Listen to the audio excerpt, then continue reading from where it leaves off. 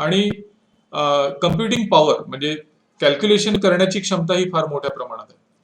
आणि अनेक कम्प्युटर्सना एका वेळी सेवा देण्याची पण त्याच्यामध्ये क्षमता आहे. त्यामुळे आपण त्याला सुपर कम्प्युटर असं म्हणतो. इथे एक इथे एक कम्प्युटर तुम्हाला दिसतोय, त्याचं नाव आहे क्रे T90. हा अमेरिकेचा सुपर कम्प्युटर आहे. आणखीन एक नाव तुम्ही ऐकलं असेल कदाचित, मेनफ्रेम.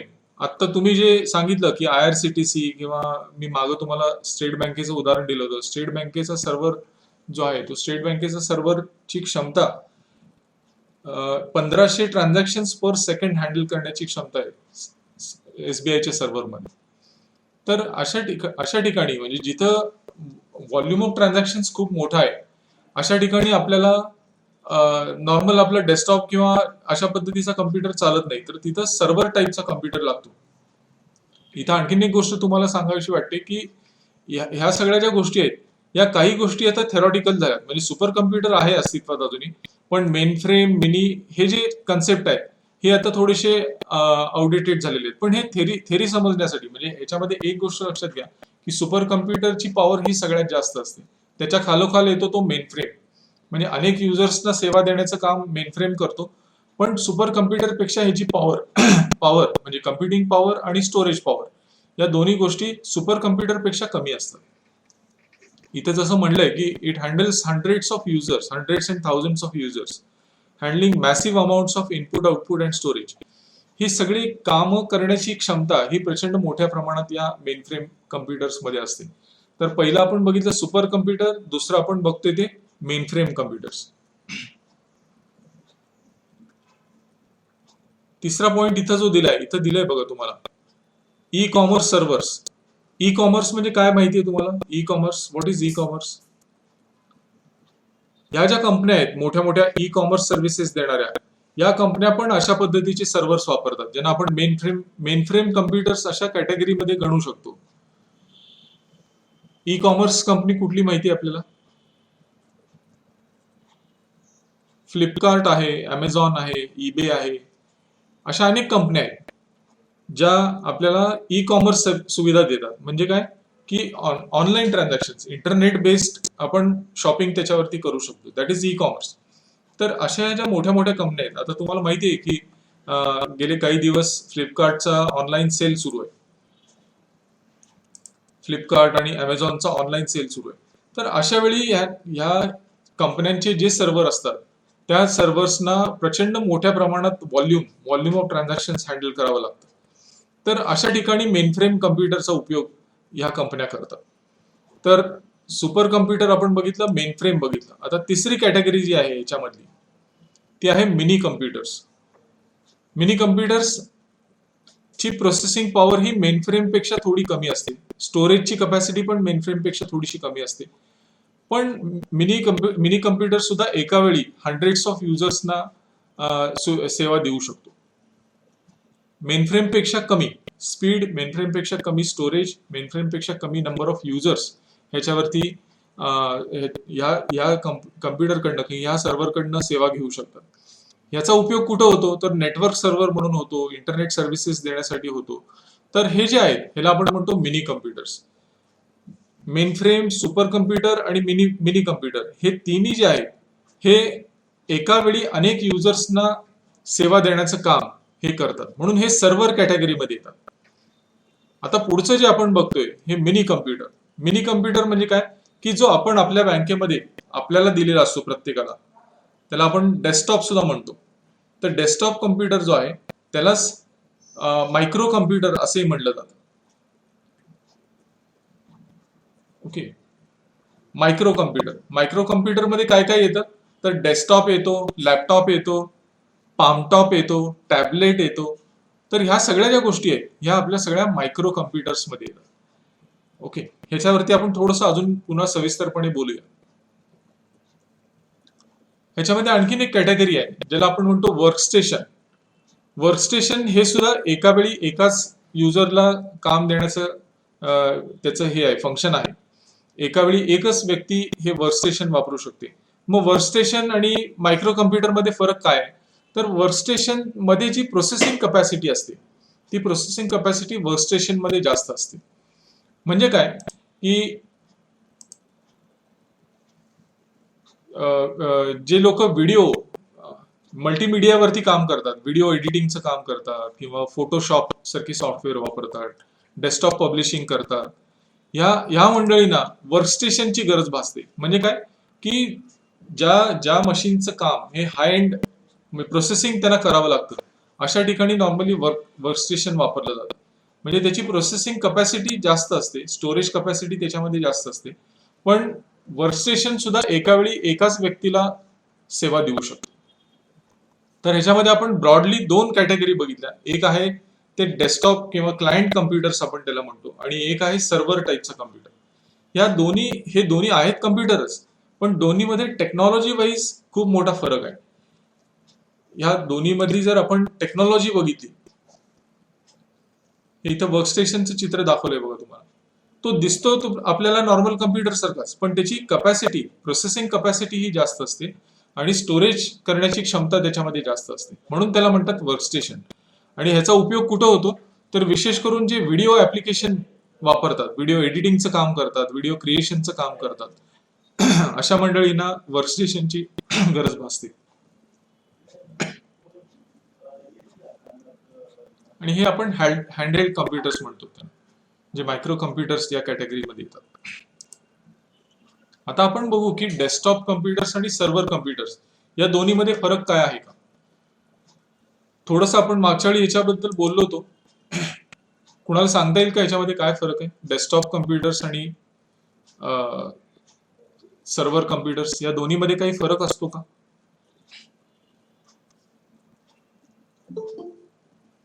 मायक्रोफोन अनम्यूट करा आणि बोला. ऑपरेटिंग सिस्टीम वेगळी असते, त्याला रॅम किंवा रॅम पण सर्व्हरची चांगली असते ॲज कम्पेअर त्याच्या कम्प्युटरपेक्षा. जनरली मेन ऑपरेटिंग सिस्टीमचा फरक. बरोबर, नोट करून घ्या. ह्याच्यामध्ये मी मागेही तुम्हाला ह्याच्या संदर्भात सांगितलं होतं की डेस्कटॉप कम्प्युटर्स आणि सर्व्हर कम्प्युटर्स या दोन्हीचं आर्किटेक्चर, टेक्नॉलॉजी ही पूर्णपणे वेगळी असते. डेस्कटॉपमध्ये आपण प्रोसेसर पासून सुरुवात करू. डेस्कटॉपमध्ये प्रोसेसर कुठला आपल्याला बघायला मिळतो? आपण प्रोसेसर बद्दल बोललो ना, पहिल्या सेशन मध्येच आपण बोललो होतो, मला वाटतं पहिल्या किंवा दुसऱ्या सेशन मध्ये. डेस्कटॉपमध्ये आपल्याला कुठले प्रोसेसर बघायला मिळतात? हा, हे जे प्रोसेसर आहेत हे आपल्याला डेस्कटॉप मध्ये बघायला मिळतात. ओके, हे डेस्कटॉप वरती असलेले जे प्रोसेसर आहेत ह्याची प्रोसेसिंग कपॅसिटी आणि सर्व्हरवर असलेले सीपीयूची प्रोसेसिंग कपॅसिटी ह्याच्यामध्ये जमीन आसमानचं अंतर आहे. सर्व्हरमध्ये आपल्याला कुठला प्रोसेसर बघायला मिळतो? तुमच्यापैकी जे कोणी डेटा सेंटरमध्ये काम करत असेल त्यांनी उत्तर द्यायला हरकत नाही याच्यावरती. तुमच्या सर्व्हरवरती कुठला प्रोसेसर आपल्याला बघायला मिळतो?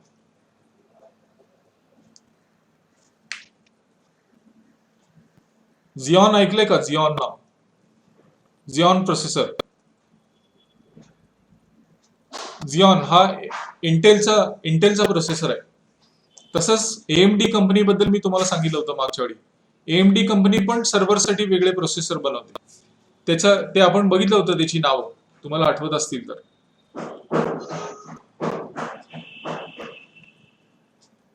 एएमडी कंपनीचे पण प्रोसेसर आपल्याला सर्व्हरवरती बघायला मिळतात. तर दोन्हीमध्ये प्रोसेसर हे वेगळे वेगळे असतात. एक गोष्ट लक्षात घ्या, डेस्कटॉपवरती आपल्याला i3, i5, i7 या प्रकारचे प्रोसेसर असतात. सर्व्हरवरती आपल्याला झिऑन प्रोसेसर असतो. Xeon, XEON. इथे मी चॅटबॉक्स मध्ये लिहितो, नोट करून घ्या. त्या प्रोसेसरला म्हणतात झिऑन प्रोसेसर.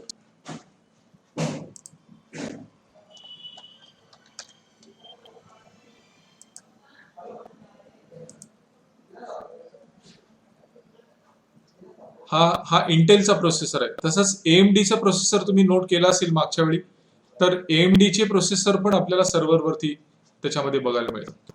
ऑप्टेरॉन आपण मागच्या वेळी बोललो होतो, ऑप्ट्रॉन प्रोसेसर.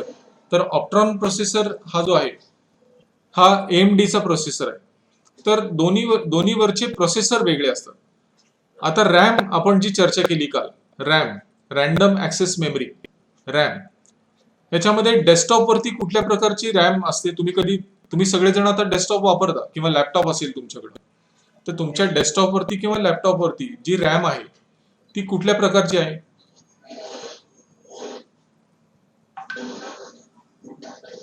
आपल्या डेस्कटॉपवरती आपल्याकडे नॉर्मली SD रॅम असते.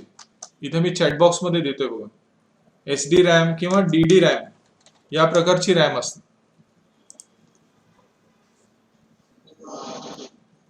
वेअरएज इन सर्व्हर मध्ये आपल्याला SRAM असते, स्टॅटिक, त्याला म्हणतात स्टॅटिक रॅम, SRAM. ह्या गोष्टी नोट करून घ्या सगळ्यांनी. सर्व्हर मध्ये जी मेमरी असते, रॅम असते, त्याला ECC टाईपची रॅम म्हणतात. ECC stands for error correction and control. अशा पद्धतीची रॅम त्याच्यामध्ये असते. तर डेस्कटॉपमध्ये वेगळ्या प्रकारची रॅम आपल्याला बघायला मिळते. सर्व्हरवरती रॅम जी असते ती सर्व्हरवरची रॅम वेगळ्या प्रकारची असते. आता हार्ड डिस्क बद्दल बोलू आपण. सेकंडरी स्टोरेज आपण काल जे म्हणलं, सेकंडरी स्टोरेज आपल्या हार्ड डिस्क ज्या आहेत, आपल्या डेस्कटॉपवरती हार्ड डिस्क कुठल्या प्रकारची असते? कुणाला माहिती आहे का? आपल्या डेस्कटॉपवरती जी हार्ड डिस्क असते आपल्या मशीनमध्ये ती कुठल्या प्रकारची असते? ती IDE टाईपची असते किंवा साठा त्याला म्हणतो आपण. चॅटबॉक्स मध्ये मी लिहून घ्या, ते नोट करून घ्या. या प्रकारची हार्ड डिस्क आपल्याला डेस्कटॉप वरती बघायला मिळते. वेअरएज सर्व्हर मध्ये जी हार्ड डिस्क असते, सर्व्हर मधली हार्ड डिस्क जी असते ती वेगळ्या प्रकारची असते पूर्णपणे. सर्व्हरवरती जी हार्ड डिस्क असते ती या प्रकारची असते, त्याला म्हणतात SCSI किंवा SAS. या प्रकारची हार्ड डिस्क आपल्याला सर्व्हरवरती बघायला मिळते. सगळेजण नोट करून घेताय का या गोष्टी? मी चॅटबॉक्स मध्ये ज्या लिहितोय त्या. चॅटबॉक्स मध्ये उत्तर द्या.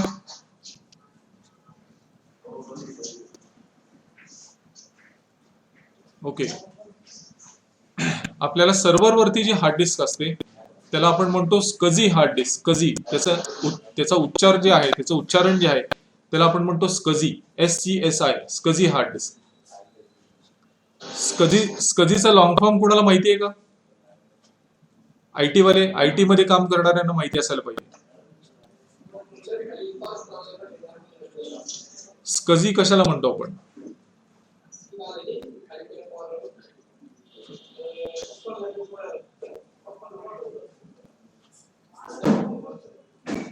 SCSI हार्ड डिस्क माहिती आहे का?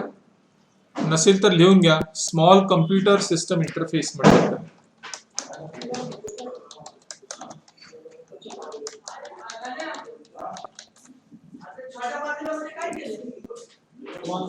त्याला सिस्टम इंटरफेस, SCSI.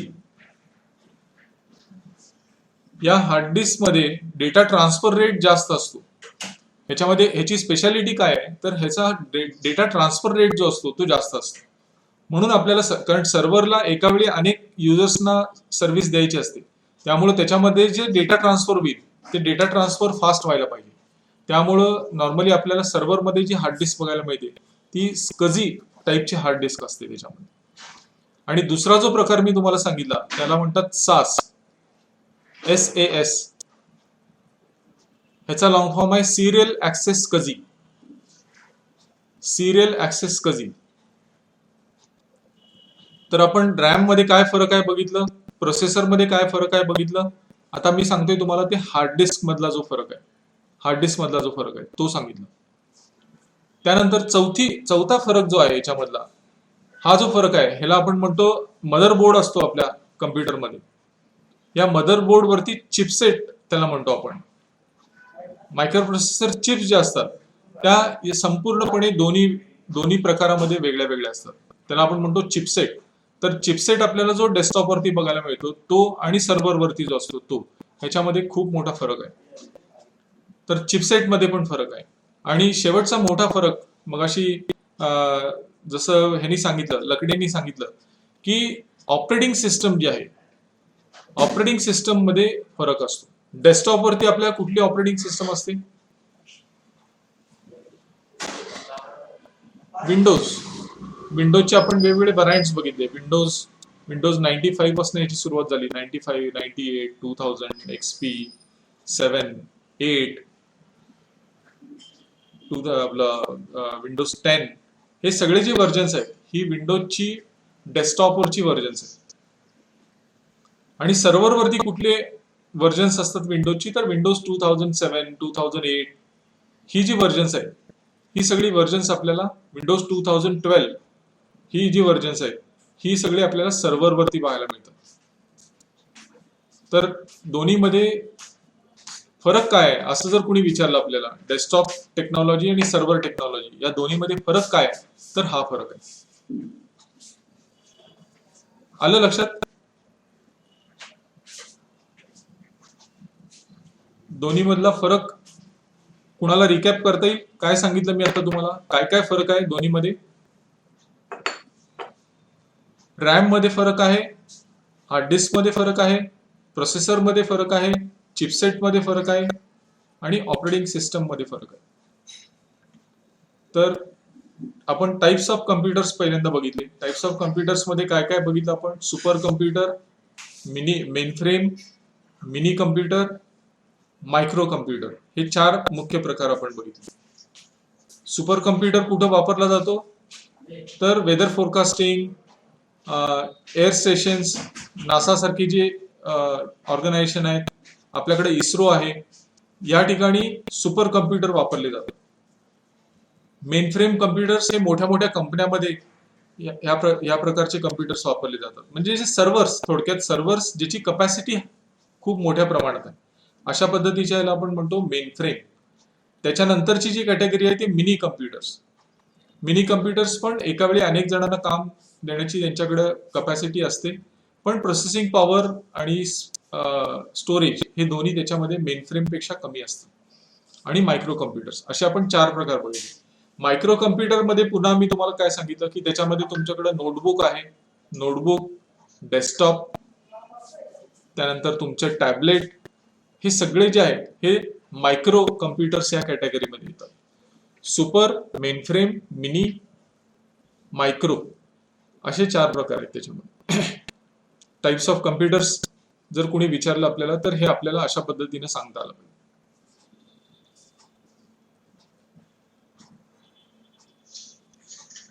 येत आहे का लक्षात? या गोष्टी लक्षात येत आहेत? कम्प्युटरचं क्लासिफिकेशन किंवा टाइप्स ऑफ कम्प्युटर्स काय आहेत हे आपण बघितलं. काही प्रश्न असेल तर विचारायला हरकत नाही. Any question?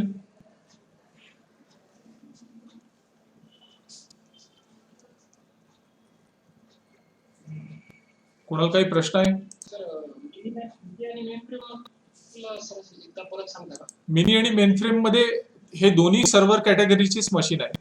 आज तुम्ही मार्केटमध्ये गेला आणि मिनी कम्प्युटर खरेदी करायचं तर तसं काही नाही आहे. ऍक्च्युली सर्व्हर मध्येच तुम्हाला लो एंड म्हणजे एंट्री लेवल सर्व्हर्स आणि हाय एंड सर्व्हर्स असं तुम्हाला बघायला मिळेल. तुम्ही तुमच्या बँकेच्या डेटा सेंटरमध्ये जर गेला, तुम्ही डेटा सेंटरमध्ये आहे का? तुमच्यापैकी काही जण आहेत, मला वाटते IT डिपार्टमेंटचे लोक आहेत तुमच्याच बॅचमध्ये. तर तुम्ही त्यांच्याबरोबर थोडंसं चर्चा करून कधीतरी तुमच्या डेटा सेंटरला व्हिजिट करा. तिथे तुम्हाला सर्व्हर्स बघायला मिळतील. पूर्वी हा कन्सेप्ट होता मेनफ्रेम आणि मिनी कम्प्युटरचा. हे आहेत सर्व्हरच बेसिकली दोन्ही, पण तुम्ही त्याला असं म्हणू शकता आत्ताच्या टर्मिनॉलॉजीमध्ये एंट्री लेवल सर्व्हर्स, म्हणजे अगदी कमी कपॅसिटीचे सर्व्हर्स, एंट्री लेवल सर्व्हर्स, नंतर लो एंड सर्व्हर्स, आणि तिसरा जो प्रकार आहे तो हाय एंड सर्व्हर्स. अशा पद्धतीने तुम्ही त्याचं क्लासिफिकेशन करू शकता. पूर्वी आपल्याकडे ही सिस्टम होती, म्हणजे मेनफ्रेम, मिनी कम्प्युटर्स ह्या पद्धतीचे कम्प्युटर्स आपण पूर्वी वापरायचो. पण आता सध्या तुम्हाला मार्केटमध्ये जे अवेलेबल आहे ते entry level servers, low end servers आणि हाय एंड सर्व्हर्स अशा पद्धतीचं क्लासिफिकेशन त्याच्यामध्ये करते. थोडक्यात ह्याच्यामधला फरक काय आहे की ह्याच्या एकतर प्रोसेसिंग कपॅसिटीमध्ये फरक आहे, नंबर ऑफ युजर्स किती सपोर्ट करतो त्याच्यामध्ये फरक आहे, आणि स्टोरेजमध्ये फरक आहे. ह्याचं क्लासिफिकेशन जे आहे हे या बेसिसवरती आहे की त्याची प्रोसेसिंग कपॅसिटी किती, स्टोरेज किती आणि किती युजर्सला हा एका वेळी सपोर्ट करू शकतो. हा मुख्यत्वे फरक आहे तिन्हीमध्ये. आणि तो कुठं वापरतात तेही तुम्हाला मी सांगितलं, की आता तुम्ही पीडीसीसी बँकेचं जर उदाहरण घेतलं तर पीडीसीसी बँकेच्या किती किती ब्रँचेस आहेत आपल्या? 300. 300 झाल्या का आता? 298 झाले. हा, 298, म्हणजे ठीक आहे, 300 पर्यंत पोहोचला तुम्ही. तर 300 ब्रँचेस मध्ये एक पाच युजर्स तरी धरू आपण, पर ब्रँच 5 युजर्स, म्हणजे 1500 युजर्स झाले तुमचे. 1500 युजर्स फक्त ब्रँच मधनं काम करणारे, प्लस तुमच्या हेड ऑफिस मधले कर्मचारी. असे एकूण साधारणतः 1800 ते 2000 एम्प्लॉईजला सर्व्हिसेस देण्याची कपॅसिटी तुमच्या सर्व्हरमध्ये पाहिजे. तर तुम्हाला एंट्री लेवल सर्व्हर तिथे इंट्रोड्यूस करून चालणारच नाही, तो कोलॅप्स होईल, क्रॅश होऊन जाईल. त्यामुळे तुम्ही सर्व्हर ज्यावेळी घेता त्यावेळी ह्या गोष्टी तुम्हाला लक्षात घ्याव्या लागतात, की किती युजर्स कनेक्ट करणार आहेत, किती डेटा माझ्या मशीनवरती, हार्ड सर्व्हरवरती स्टोअर होणार आहे, मला प्रोसेसिंग स्पीड काय हवंय. तुम्ही आता ब्रँच मधनं तुम्हाला हे कधी कधी अनुभवत असाल तुम्ही, की बऱ्याच वेळा स्लो होतो, रेस्पॉन्स स्लो असतो. म्हणजे तुम्ही कस्टमरचा कोड टाकता आणि त्याचं नाव आणि हे सगळं डिस्प्ले व्हायला बराच वेळ लागतो तुम्हाला. हे कशामुळे होतं, तर बऱ्याच वेळा ह्याच्या तीन ठिकाणी तुम्हाला प्रॉब्लेम ह्याच्यामध्ये असू शकतो. एक तर तुमचा डेस्कटॉप तुम्ही जो वापरताय किंवा क्लायंट मशीन आपण त्याला म्हणतो, ओके, मायक्रो कम्प्युटर्स काय काम करतात, तर क्लायंट मशीनचं काम करतात. तर ह्या मशीनच्या स्पीडमध्ये प्रॉब्लेम असू शकतो, नंबर 1. नंबर 2 प्रॉब्लेम तुमच्या नेटवर्कमध्ये असू शकतो. आणि नंबर 3चा जो प्रॉब्लेम आहे हा तुमच्या सर्व्हर लेवलवरती असू शकतो. म्हणजे सर्व्हरची कपॅसिटी जर कमी असेल, प्रोसेसिंग कपॅसिटी कमी असेल, किंवा डेटा ट्रान्सफर मगाशी मी तुम्हाला जे सांगितलं ते जर चांगल्या पद्धतीची हार्ड डिस्क जर त्याच्यावरती नसेल, तर तुम्हाला स्पीडचा इश्यू येणार त्याच्यामध्ये ब्रँच लेवलवरती. तर ह्या सगळ्या गोष्टी ज्या आहेत ह्या आपल्याला लक्षात घ्याव्या लागतील. ज्यावेळी आपण क्लासिफिकेशन ऑफ कम्प्युटर्स म्हणतो त्यावेळी ह्या गोष्टी लक्षात ठेवणं गरजेचं आहे. तुमच्या प्रश्नाचं उत्तर मिळालं? हा सर. तुम्ही मिनी आणि मेन फ्रेम मधला फरक विचारला होता, पण मी तुम्हाला इन जनरल हे समजावून सांगितलं की यामध्ये फरक काय. आता वेदर फोरकास्टिंग जे केलं जातं, वेदर फोरकास्टिंग तुम्हाला माहिती आहे की त्याच्यामध्ये सॅटेलाइट बरोबर कम्युनिकेशन असतं. सॅटेलाइट कडून प्रचंड मोठ्या प्रमाणात डेटा कलेक्ट केला जातो, करंट डेटा. तो करंट डेटा आणि हिस्टॉरिकल डेटा हा कम्पेअर केला जातो, की बाबा आज तारीख आहे 11. आता येणाऱ्या 4 दिवसाचं फोरकास्टिंग करण्यासाठी तुम्हाला सॅटेलाइट कडनं इमेज तर मिळतातच, पण मागच्या अनेक वर्षाचा डेटा त्याचं अनालिसिस केलं जातं. त्याचं मॉडेल्स, त्याचं वेदर फोरकास्टिंगची मॉडेल्स असतात. हा डेटा त्या मॉडेलमध्ये फीड केल्यानंतर पुढच्या 4 दिवसामध्ये पावसाची शक्यता काय आहे, म्हणजे ट्रेंड पण त्याच्यामध्ये बघितला जातो, की मागच्या काही वर्षामध्ये ह्याच तारखेला काय झालं होतं, पावसाची परिस्थिती कशी होती, वातावरण कसं होतं, आणि त्याच्यानंतर वेदरचं फोरकास्टिंग केलं जातं. तर अशा पद्धतीचं काम करण्यासाठी तिथं मायक्रो कम्प्युटर्स किंवा मिनी कम्प्युटर्सचा उपयोग होत नाही. तिथं तुम्हाला सुपर कम्प्युटिंग पॉवर लागते. म्हणून अशा ठिकाणी सुपर कम्प्युटर्स वापरतात. तुम्ही सॅटेलाइट लॉन्चिंगचं बघितलं असेल, आता मध्ये तो पिक्चर पण आला होता, त्या फिल्म मध्ये पण तुम्ही बघितलं असेल. मंगलयान पिक्चर बघितलंय का तुम्ही? मंगलयान पिक्चर आहे, किंवा परमाणू म्हणून एक चांगला पिक्चर मध्ये आला होता. ह्याच्यामध्ये तुम्हाला अनेक नवीन नवीन टेक्निकल गोष्टी त्याच्यामध्ये बघता येतील. तर त्याच्यामध्ये हाय एंड कम्प्युटिंग लागतं, म्हणजे कम्प्युटिंग पॉवर त्याच्यामध्ये जास्त लागते. त्या ठिकाणी सुपर कम्प्युटरचा उपयोग.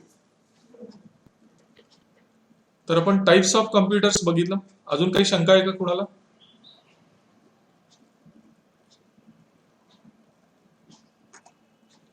ओके, आपण थोडंसं पुढे जाऊ. ऑपरेटिंग सिस्टम बद्दल ऑपरेटिंग सिस्टम बद्दल आपण मागं बोललेलो आहे, पण थोडेसे त्याच्यामध्ये सविस्तर आपण आज थोडीशी चर्चा करू. पुढे जाण्यापूर्वी ऑपरेटिंग सिस्टम म्हणजे काय सांगता येईल कुणाला? What is operating system? तुम्हाला व्याख्या जर विचारली गेली की ऑपरेटिंग सिस्टम म्हणजे काय, तर काय सांगाल?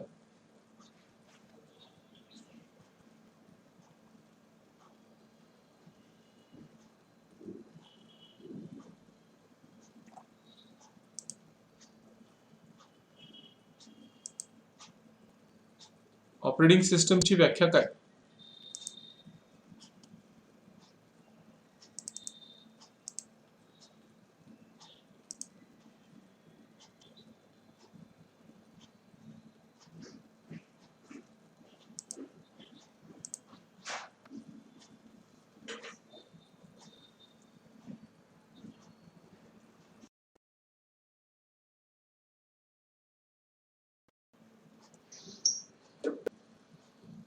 पीपीटी दिसतंय का माझं सर्वांना? प्रेझेंटेशन दिसतंय? हा, प्रेझेंटेशन दिसतंय का सर्वांना? हा हा, बोला. ऑपरेटिंग सिस्टमचं मेन काय मॅनिप्युलेटिंग द प्रोग्राम्स और मॅनिप्युलेटिंग टास्क. बेसिकली डेफिनेशन नाही पण असं म्हणजे ऑपरेटिंग सिस्टमचं फंक्शन सांगतो. त्याचं फंक्शन सांग. हा, मॅनिप्युलेटिंग ऑपरेटिंग सिस्टमची व्याख्या लिहून घ्या, नोट करून घ्या. Operating system is a software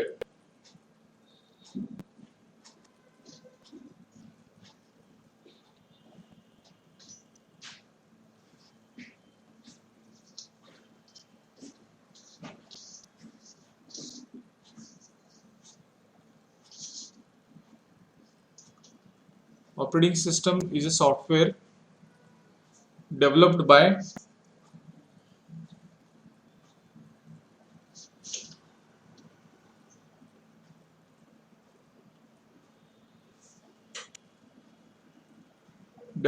companies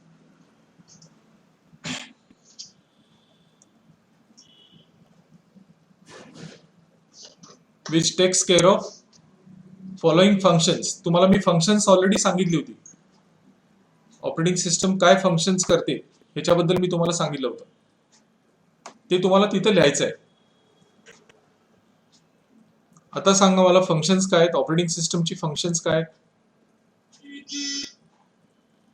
आपण ह्याच्यावर चर्चा केली, विस्तृत चर्चा केली. ऑपरेटिंग सिस्टमची फंक्शन्स काय? मेमरी मॅनेजमेंट,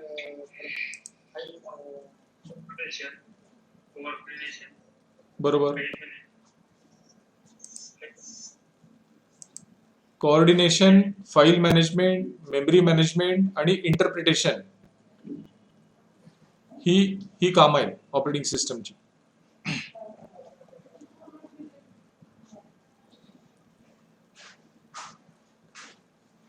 इथं दिलेलं आहे बघा सगळं. हे आपण चर्चा केलेली आहे याच्यावरती ऑलरेडी. ऑपरेटिंग सिस्टमचे प्रकार आपण बघितले होते. ऑपरेटिंग सिस्टमचे प्रकार काय? ऑपरेटिंग सिस्टमचे कॅटेगरायझेशन आपण कसं करू शकतो? दोन प्रकारे करू शकतो. आपण बोललो याच्यावरती.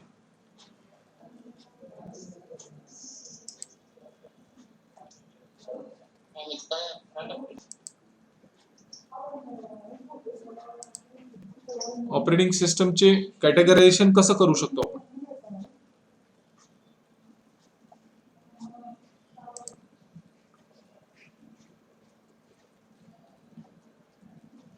एक आहे कॅरेक्टर युजर इंटरफेस आणि दुसरा आहे ग्राफिकल युजर इंटरफेस, CUI आणि GUI. आणि दुसऱ्या प्रकारे जे करू शकतो त्याला आपण म्हणतो सिंगल युजर, मल्टी युजर.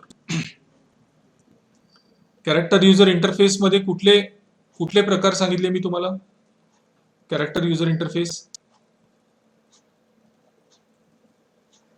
कुठल्या ऑपरेटिंग सिस्टम ह्या प्रकारात मोडतात? कॅरेक्टर युजर इंटरफेस आपण बोलतो ना, डॉस, युनिक्स, लिनक्स या सगळ्याच्या ऑपरेटिंग सिस्टम आहेत. या CUI कॅरेक्टर युजर इंटरफेस या प्रकारात मोडतात. आणि ग्राफिकल युजर इंटरफेस जो आहे त्याच्यामध्ये येतं विंडोज किंवा मॅक ऑपरेटिंग सिस्टम जे आहे, iOS म्हणतो आपण त्याला. ही ऑपरेटिंग सिस्टम जी आहे ही ग्राफिकल युजर इंटरफेस आहे. तर CUI आणि GUI हे दोन प्रकार आपण बघितले. तसंच सिंगल युजर आणि मल्टी युजर असे दोन प्रकार बघितले. या दोन्हीमध्ये काय फरक आहे? सिंगल युजर आणि मल्टी युजर.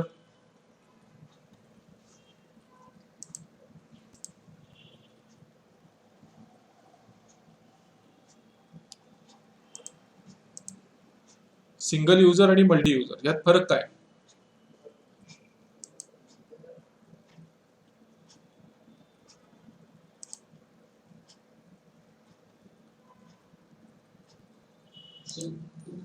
सिंगल युजर डेस्कटॉपला वगैरे यूज करतात जनरली आणि मल्टी युजर वगैरे सर्व्हरला वगैरे यूज केला जातो.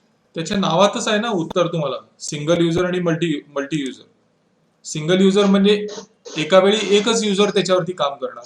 मल्टी युजर म्हणजे एका वेळी मल्टिपल युजर्स त्याच्यावरती काम करणार. ह्याचे एक्झाम्पल्स काय बघितली होती आपण सिंगल युजर आणि मल्टी युजरची? सिंगल युजर आणि मल्टी युजरची एक्झाम्पल्स काय बघितली होती आपण?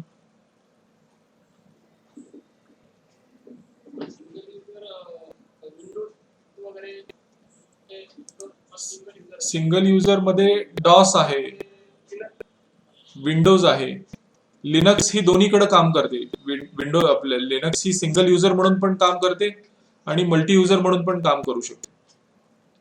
हा लिनक्सचा युनिक्स ही purely multi user operating system आहे.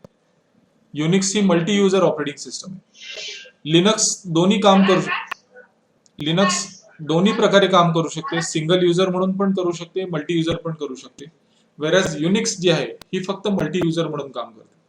विंडोज सिंगल युजरची व्हर्जन्स वेगळी आहेत, मल्टी युजरची व्हर्जन्स वेगळी आहे. सिंगल युजर मगाशी आपण जसं म्हटलो विंडोज 95, 98, 2000, XP हे सगळी 7, 8, 10 ही सगळी व्हर्जन्स आपल्याला सिंगल युजर कॅटेगरीमध्ये येतात. मल्टी युजर कॅटेगरीमध्ये जर म्हणलं तर 7, विंडोज 2007, 2008, 2012, 2016 ही जी व्हर्जन्स आहेत ही आपल्याला सर्व्हरवरती पाहायला मिळतात. तर हा दोन्हीतला मुख्य फरक आहे. Character user interface, graphical user interface, आणि दुसरा प्रकार जो आहे सिंगल युजर आणि मल्टी युजर, हा दोन्हीतला प्रकार आहे.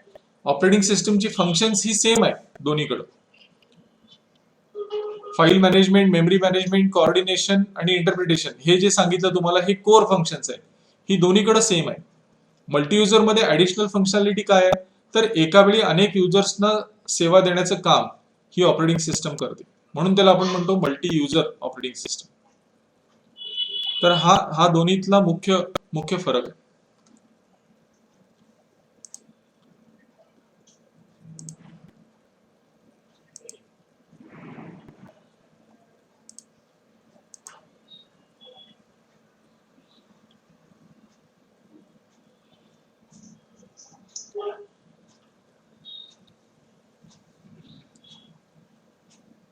हे तुम्हाला ग्राफिकल युजर इंटरफेसचं एक्झाम्पल इथं दिसतंय. ह्याच्यामध्ये इथं सगळ्यात खाली जे बटन असतं त्याला आपण म्हणतो स्टार्ट बटन. विंडोज, आता आपण विंडोज बद्दल बोलतोय. विंडोजचं स्ट्रक्चर कसं आहे तर सगळ्यात खाली जे आहे ह्याला आपण म्हणतो स्टार्ट बटन. ह्याच्या बाजूला जे दिसतं आपल्याला खाली ह्याला काय म्हणतात? टास्कबार म्हणतात ह्याला. हा जो पोर्शन आहे स्क्रीनचा सगळ्यात तळातला जो पोर्शन आहे त्याला म्हणतो आपण टास्कबार. त्यानंतर हा जो आहे हे वरती छोटी छोटी चित्र जी दिसत आहेत तुम्हाला त्याला आपण म्हणतो आयकॉन. ह्याला म्हणतात आयकॉन. इथं जे दिसतंय तुम्हाला ह्या बॉक्समध्ये हे आहेत वेगवेगळे प्रोग्राम्स आहेत ह्याच्यामध्ये असलेले. हा संपूर्ण स्क्रीन जो आहे आपला, हा संपूर्ण स्क्रीन जो आहे ह्याला म्हणतात डेस्कटॉप.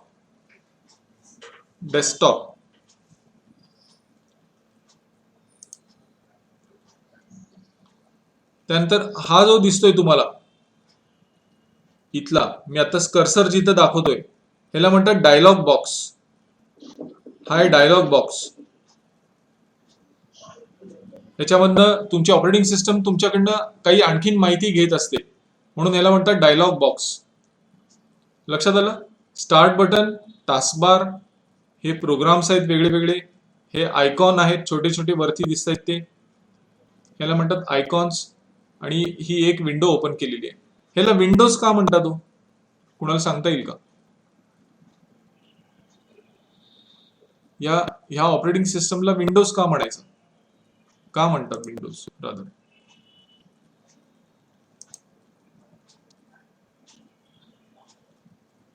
विंडोज का म्हणतात त्याला? डोर का म्हणत नाही?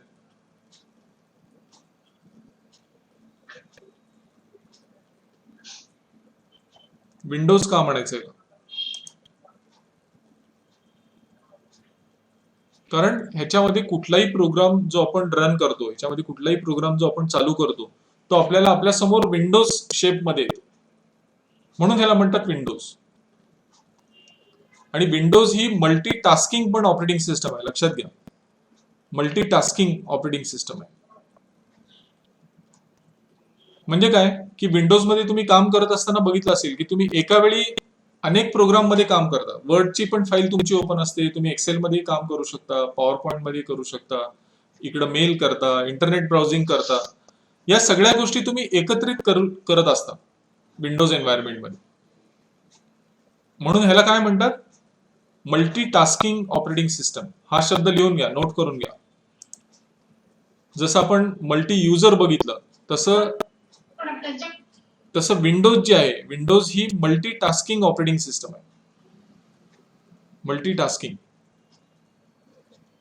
म्हणजे काय की एका वेळी अनेक कामं आपण विंडोज मध्ये करू शकतो, म्हणून त्याला म्हणतात मल्टीटास्किंग.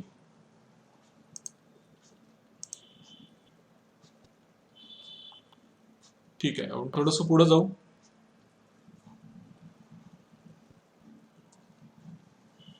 आयकॉन म्हणजे काय इथे दिलंय बघा. आयकॉन म्हणजे काय की these are pictures that represent computer resources such as printers, documents. तुम्ही तुमच्या डेस्कटॉपवरती माय कम्प्युटर किंवा माय पीसी असं बघता, त्याच्यावर डबल क्लिक केल्यावर तुम्हाला दिसतं की तुमच्या पीसी वरती काय काय आहे, किती कॅपॅसिटीची हार्ड डिस्क आहे, तुमच्या मशीनला डीव्हीडी रॉम ड्राईव्ह आहे का, नेटवर्कचं काय परिस्थिती आहे. या सगळ्या गोष्टी तुम्हाला त्याच्यामध्ये दिसतात.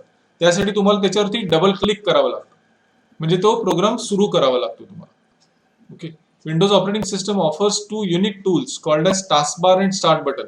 तुम्हाला इथं जे खाली जे दिसतंय that is called as start button. म्हणजे ते वापरून आपण आपले प्रोग्राम सुरू करू शकतो, म्हणून त्याला म्हणतात स्टार्ट बटन. आणि त्याच्या बाजूला इथं जे दिसतंय हे आहे टास्क बार.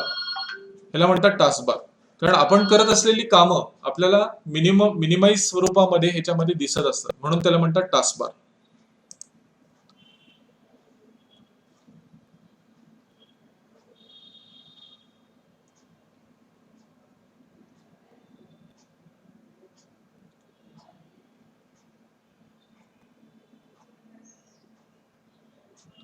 मी आता तुम्हाला जे सांगत होतो ते इथे दिलंय बघा. In a GUI operating system each program opens and runs in a separate window, म्हणून त्याला विंडोज ऑपरेटिंग सिस्टम असं म्हणलेलं आहे.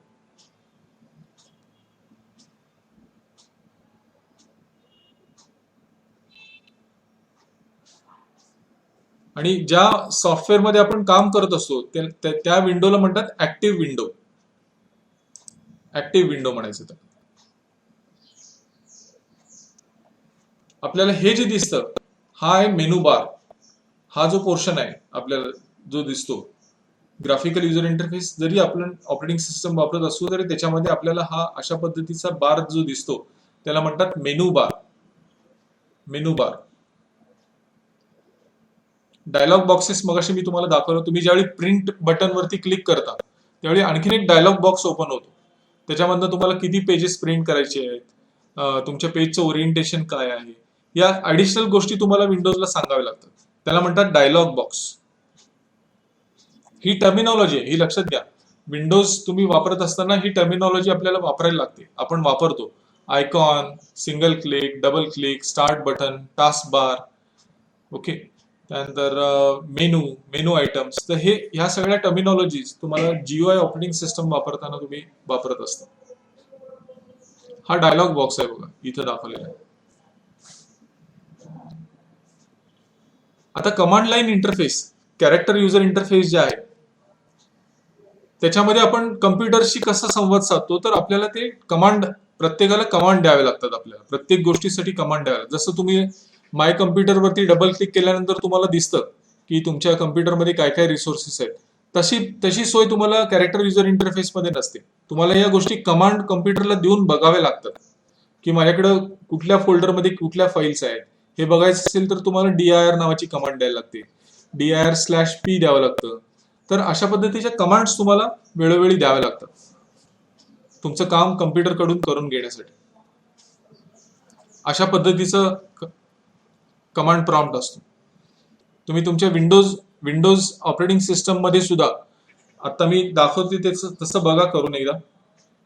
तुम्हाला ह्या प्रॉम्प्टला जर जायचं असेल तर विंडोज की पकडायची आणि R प्रेस करा.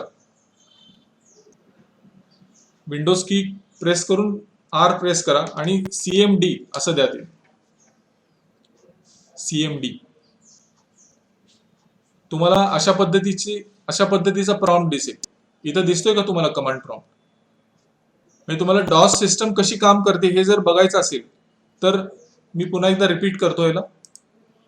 तुम्ही विंडोज मध्ये असताना काय करायचं आहे, विंडोज की पकडायची आणि R प्रेस करायचं आणि तिथे टाईप करायचं CMD which stands for command, CMD, आणि एंटर द्यायचं. तुम्ही CMD देऊन एंटर दिलं की तुम्हाला अशा पद्धतीचा प्रॉम्प्ट दिसेल. ह्याला म्हणतात कमांड प्रॉम्प्ट. आता मला समजा या पर्टिक्युलर फोल्डर मध्ये कुठल्या फाईल्स आहेत हे जर बघायचं असेल तर मला dir अशी कमांड द्यावी लागते आणि एंटर द्यावं लागतं, तर मला त्याच्यामधल्या फाईल्स दिसतात. जसं तुम्ही विंडोज एन्व्हायरमेंट मध्ये असताना तुम्ही डबल क्लिक करता फक्त त्या फोल्डरवरती, तुम्हाला त्यातल्या फाईल्स दिसतात. तसं कमांड प्रॉम्प्ट वरनं जर बघायचं असेल तर तुम्हाला ही कमांड लक्षात ठेवावी लागेल, dir नावाची. तुम्हाला एखादी फाईल कॉपी करायची असेल तर तुम्हाला अशा पद्धतीनं कमांड द्यावी लागेल. कॉपी, जी फाईल कॉपी करायचं आहे त्या फाईलचं नाव आणि ज्या नावाने कॉपी करायचं आहे त्या फाईलचं नाव, अशा पद्धतीने तुम्हाला करावं लागतं. वेरॅज विंडोज मध्ये ते काम सोपं आहे. तुम्ही राईट क्लिक करता, कॉपी म्हणता आणि पेस्ट म्हणता. तर अशा पद्धतीने तुम्हाला काम करावं लागेल. तर हे जे आहे आता मी तुम्हाला जे दाखवलं, this is called as command line interface, जे डॉस मध्ये आपल्याला करावं लागतं.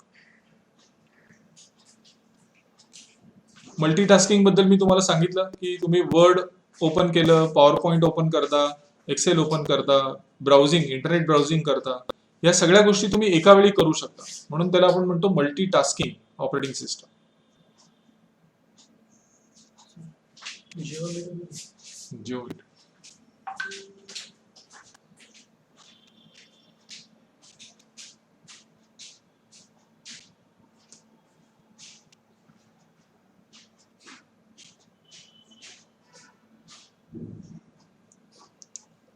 क्लिपबोर्ड हा कन्सेप्ट तुम्हाला माहिती आहे का? ज्यांनी विंडोज मध्ये काम केलं असेल त्यांना माहिती आहे.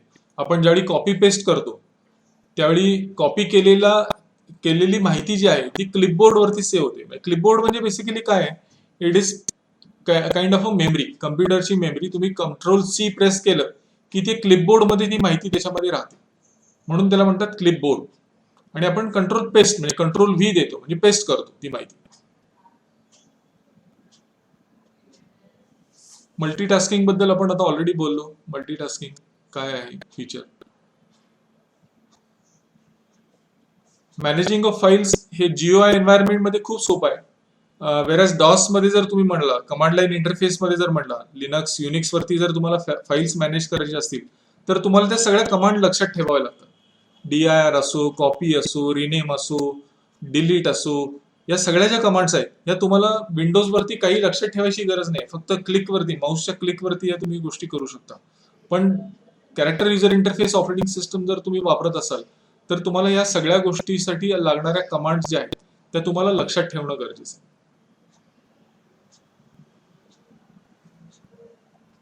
हे जे इथं जे दिसतंय आपल्याला, ह्याला आपण म्हणतो फाईल स्ट्रक्चर.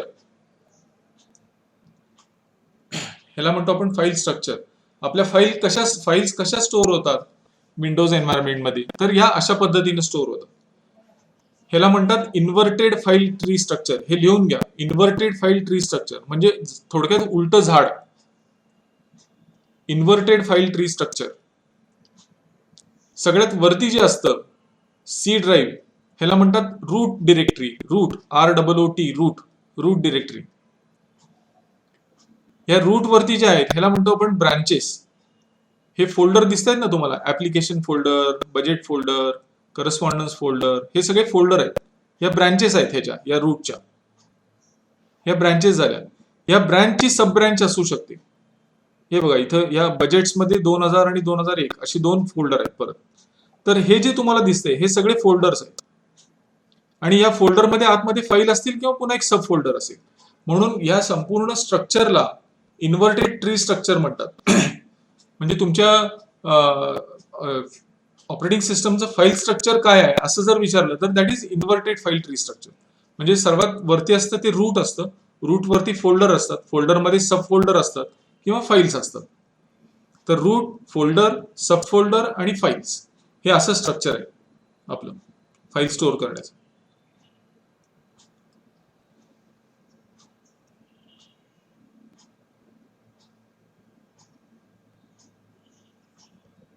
आणि विंडोज वरती तुम्ही ह्या गोष्टी वापरल्या असतील, डिफ्रॅगमेंटेशन, डिस्क क्लीनअप, बॅकअप फॅसिलिटी ज्या असतात, या सगळ्या तुम्हाला विंडोज वरती हे सगळे टूल्स तुम्हाला विंडोजच्या हे टूल स्वरूपात तुम्हाला विंडोज वरती अवेलेबल आहेत. वेरएस डॉस, युनिक्स आणि लिनक्स मध्ये आपल्याला ह्या सगळ्या युटिलिटीज वापराव्या लागतात वेगळ्या वेगळ्या, ज्या तुम्हाला एकत्रितपणे विंडोज वरती मिळतात. म्हणून विंडोज ऑपरेटिंग सिस्टम जी आहे ही खूप युजर फ्रेंडली ऑपरेटिंग सिस्टम आहे, वापरायला अतिशय सोपी आहे. म्हणजे त्याचं काही फार एक्सपर्टाइज ट्रेनिंग तुम्हाला घेण्याची आवश्यकता नाही, तुम्ही सहजपणे ती ऑपरेटिंग सिस्टम वापरू शकता. वेरॅज तुम्हाला जर डॉस, युनिक्स, लिनक्स जर शिकायचं असेल तर त्याचं प्रॉपर ट्रेनिंग तुम्ही घेतलं पाहिजे. आता हा जो फायदा तुम्हाला मी सांगतोय, असंच विंडोजचा तोटा पण आहे. ह्याच्यामध्ये विंडोज ही खूप रिस्की ऑपरेटिंग सिस्टम आहे. रिस्की म्हणजे काय, की त्याच्यामध्ये फाईल एखादी सहजपणे डिलीट होऊ शकते. फाईलला अथॉरिटी, ह्याच्यामध्ये असं काही नसतं की कुठल्या युजरनी काय फाईल, तुमच्या सर्व्हर बेसवरती आहे, पण डेस्कटॉपचं आपण गोष्ट करत असू तर त्याच्यामध्ये डेस्कटॉपला तुम्हाला ऍक्सेस जर असेल तर तुम्ही कुठलीही फाईल ओपन करू शकता, तसं डिलीटही करू शकता.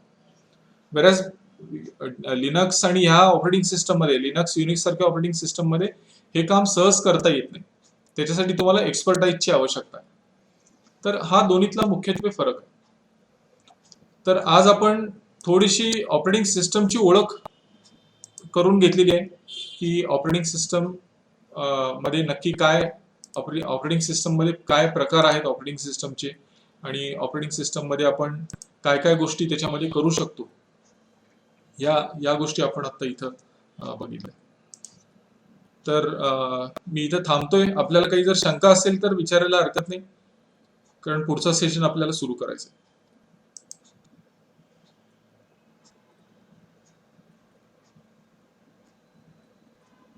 Any doubt? कुणाला काही प्रश्न आहे का?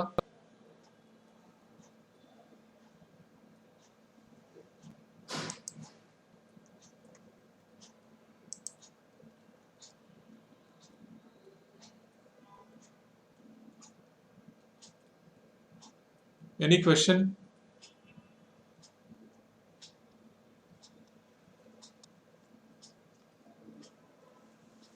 प्रसाद सर, तुम्ही जॉईन झालाय का?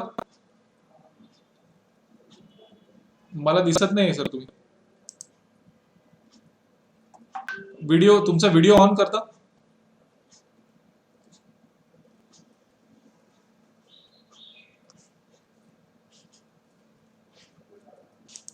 हा, आता दिसतंय. आवाज नाही येत आहे, पण आवाज नाही येत आहे. 2 मिनिटं प्रश्न विचारा, मी आलो. हो हो, ओके, ठीक आहे, ठीक.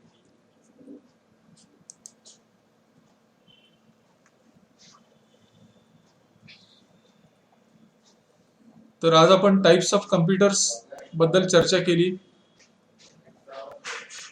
Super computer, mainframe, mini, micro या प्रकारचे कम्प्युटर्स आपण बघितले, त्याचं वैशिष्ट्य बघितलं. डेस्कटॉप आणि सर्व्हर या दोन प्रकारच्या मशीन मधला फरक काय आहे, टेक्नॉलॉजी वाईज फरक काय आहे, हे तुम्हाला मी समजावून सांगितलं. नंतर आपण ऑपरेटिंग सिस्टम बद्दल बोललो, की ऑपरेटिंग सिस्टमचे कॅटेगरायझेशन काय आहे, ऑपरेटिंग सिस्टमचे फंक्शन्स काय आहेत, आपण मागच्या वेळी चर्चा केली होती. आज थोडंसं आपण रिवाइज केलं. त्यानंतर ग्राफिकल युजर इंटरफेस मध्ये आपले स्क्रीनचे कंपोनंट्स आपण बघितले. Start button, taskbar, icon, window, minimise, maximise, हे तुम्हाला माहिती आहे सर्वांना. Minimise, maximise, close button. कारण आपल्या समोर जे आपण प्रोग्राम सुरू करतो ते सगळे एका विंडो मध्ये रन होतात, म्हणून त्या ऑपरेटिंग सिस्टमला म्हणतात विंडोज ऑपरेटिंग सिस्टम. तर ह्या सगळ्या गोष्टी आज आपण बघितल्या.